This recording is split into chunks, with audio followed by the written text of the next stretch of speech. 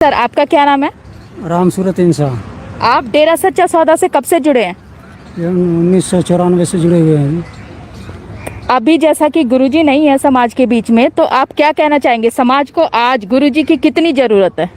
ये आज के टाइम में समाज को गुरुजी की बहुत ज़रूरत है, क्योंकि गुरुजी एक समाज सुधारक हैं और बहुत अच्छे समाज सुधारक हैं। और ये गुरुजी यूथ आइकन हैं, क्योंकि गुरुजी ने मानवता भलाई के 134 कार्य जो चलाए हैं वो पूरे राष्ट्र हित में है, पूरे देश के लिए है। जी, आपने ये जो ड्रेस पहन रखी है ग्रीनेस, तो ये इसका मतलब क्या है? क्योंकि यहाँ काफ़ी लोगों ने ग्रीनेस वेलफेयर फोर्स की ड्रेस पहन रखी है, तो ये किस तरीके की फोर्स है? अजी ये फोर्स गुरुजी ने बनाई हुई है।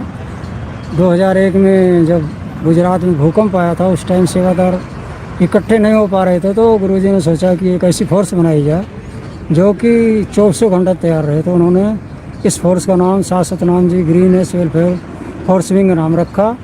और इनके लिए जब भी कोई सूचना मिलती है, जैसे कोई प्राकृतिक आपदा आ जाए, बाढ़ आ जाए, आग लग जाए, कहीं तूफान आ जाए, बर्फ़बारी हो जाए, तो वहाँ पर ये फोर्स तुरंत चली जाती है।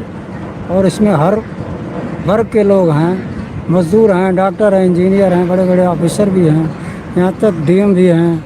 तो ये लोग अपने शिक्षा से सेवा करते हैं, तन मन धन की सेवा करते हैं। तो ये फोर्स गुरुजी ने बनाई हुई है, ये समाज भलाई के लिए फोर्स बनाई हुई है। तो आपको किसी तरीके की सैलरी भी दी जाती है किसी भी संस्था से, डेरा से, या फिर किसी, जैसे आप यहाँ काम कर रहे हैं, कुछ आपका यहाँ पे रुपए दिए जाते हैं? नहीं जी, ऐसा कुछ नहीं है।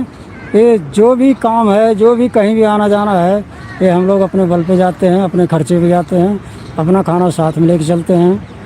क्योंकि ये तो मानवता भलाई का कार्य जो गुरुजी ने चलाया है, इसमें परमार्थ और परहित का ही उन्होंने शिक्षा दी हुई है। तो इसमें हम सैलरी कैसे ले सकते हैं?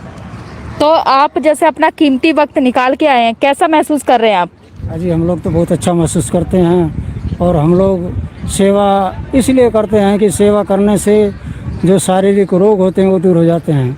क्योंकि गुरुजी के वचन हैं, जो तन की सेवा करता है उसके कैंसर जैसे रोग बिना दवाई के ठीक हो गए।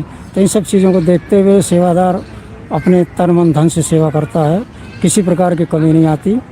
तो संत महात्माओं के जो वचन होते हैं, जो सेवा कराने के तरीके हैं, उनके अनोखे तरीके हैं, और जो लोग लगे हुए हैं उनके वारे न्यारे हो रहे हैं।